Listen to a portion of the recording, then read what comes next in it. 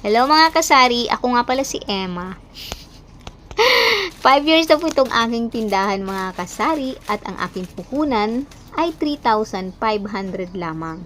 Ngayon po ay malaki na po siya. Isa po mga kasari sa mga ginawa ko para lumago tong aking tindahan ay syempre laging masayahin at laging palangiti. At syempre, mamahalin po natin yung ating mga customer. Hindi po tayo yung magsusuplada. Yan, kasi pag alam nilang nagsusuplada tayo, lilipat po sila sa ibang tindahan. So mga kasari, ang isang tips ko din sa inyo, panatilihing puno yung ating mga paninda. Wag po nating hayaang maubusan tayo ng stocks. Kung maubusan man, hindi man natin yun maiwasan, sasabihin na lang natin sa mga customer natin na ay mamaya aalis din po ako, naubusan lang. So ayan, ayan mga kasari, naglalagay po ako ng mga noodles.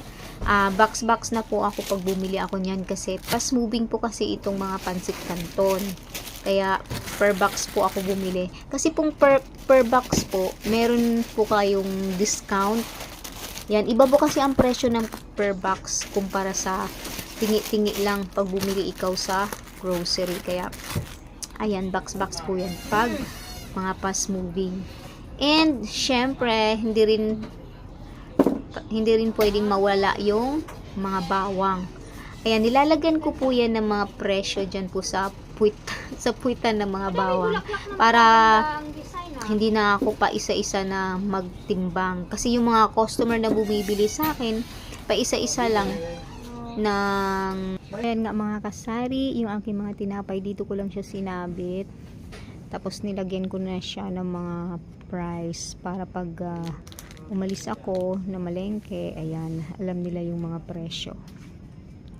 So, ganyan guys.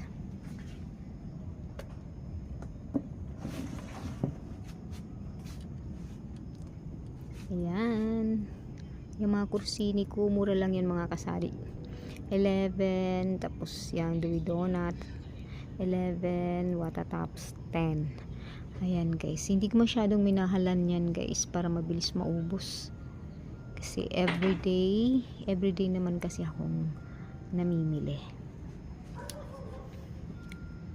So ayan nga mga kasari, magsasara na tayo kasi ayan, 9 o'clock na ng gabi.